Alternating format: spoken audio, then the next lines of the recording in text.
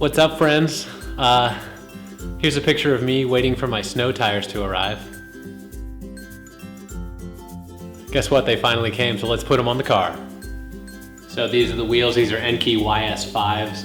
Whole setup I got off a tire rack. Super easy if you don't, like clearing calipers and all that other stuff is a little bit difficult.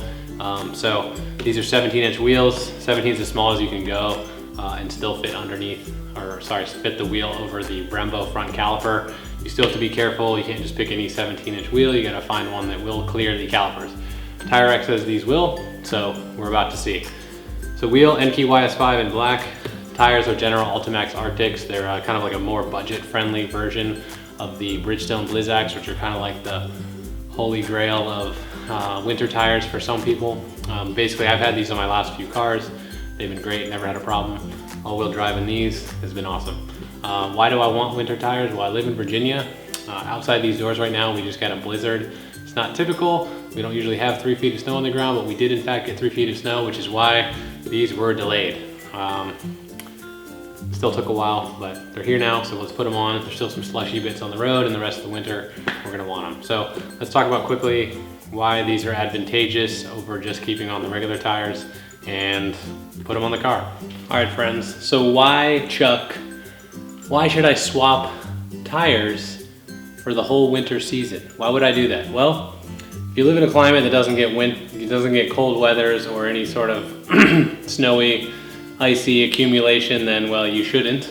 If you live in a place where you repeatedly get feet and feet of snow, well, maybe you should have something with a little more ground clearance than a performance car, but if not, this is gonna help you. If you live in a place that gets just a little bit of snow, or potentially maybe your car just has these style tires on them, these kind of summer performance-y tires, these are gonna make such a huge difference whether you're driving rear-wheel drive, front-wheel drive, all-wheel drive, whatever. I've seen people on the internet say things like, well, you wouldn't wear dress shoes to a marathon, or you wouldn't wear sneakers to a ball or whatever. Like, I get the premise. The premise is, you should have the right equipment on your vehicle for the conditions that you're driving in. So you go to the track, you put track tires, R compounds on, because that gives you the most grip.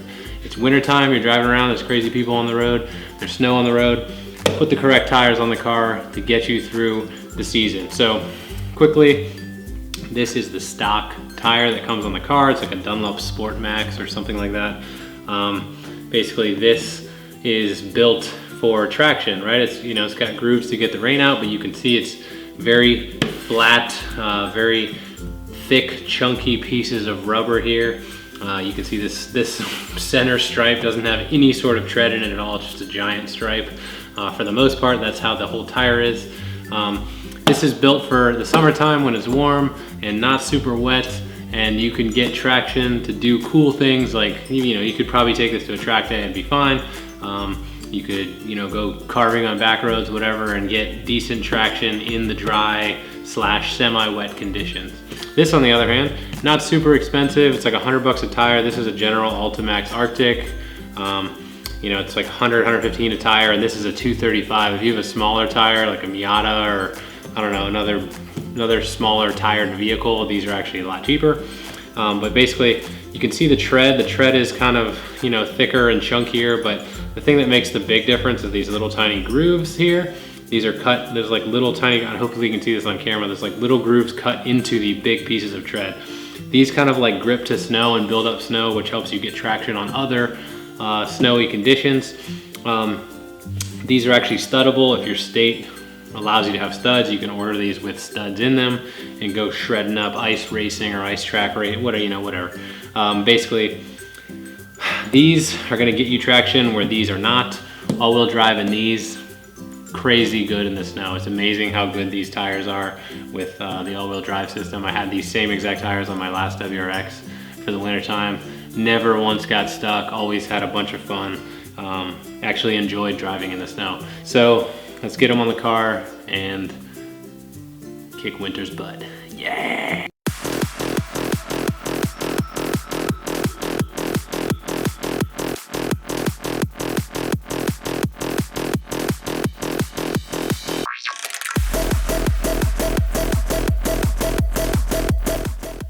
All right, so we are handheld for a minute. I just wanted to show you kind of the difference of size and everything. If you're interested in throwing 17s on the car.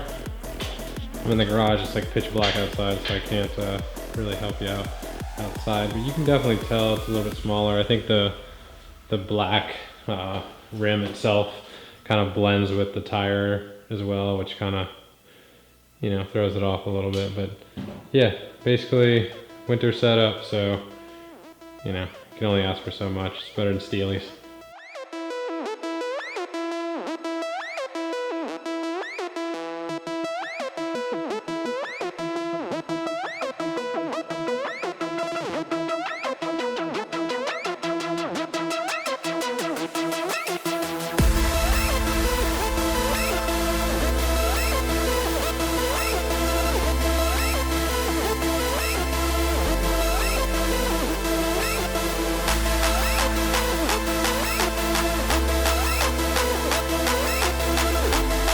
All right, friends, so we are done. Wheels are swapped, they're on the car. This is super easy to do. Check out my other old video, basically, where I installed a second set of wheels on my last WRX to kind of get an idea of what it takes to install a set of wheels on your car. It's super easy. Most people could do this. Your car comes with the tools you need to do it, really.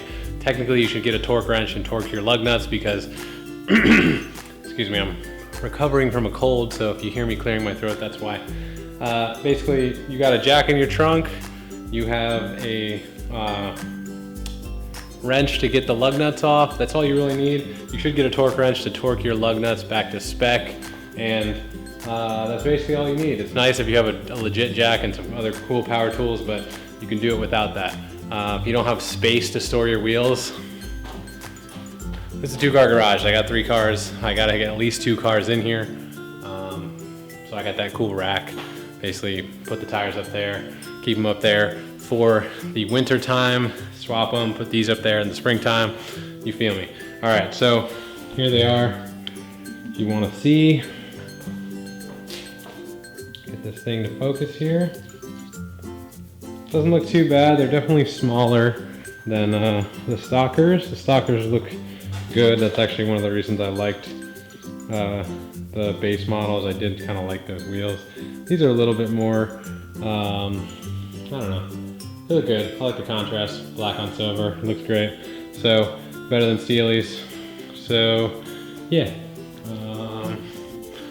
Thanks for watching. Quick update on the BMW, if you're interested in that build. BMW is coming back hopefully tomorrow or Saturday. I'll throw in a couple pictures of the cage right now.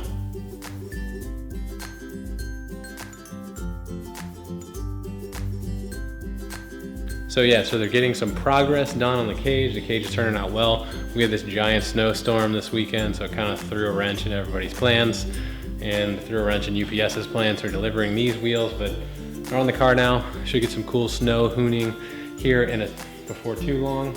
And yeah, I'll let you know how they are. I'll give a maybe review in a couple days or whatever and see how they worked out. All right, if you have any questions about winter wheels and tires, please feel free to ask me. Check out Tire Rack or one of those websites if you want to build your own set.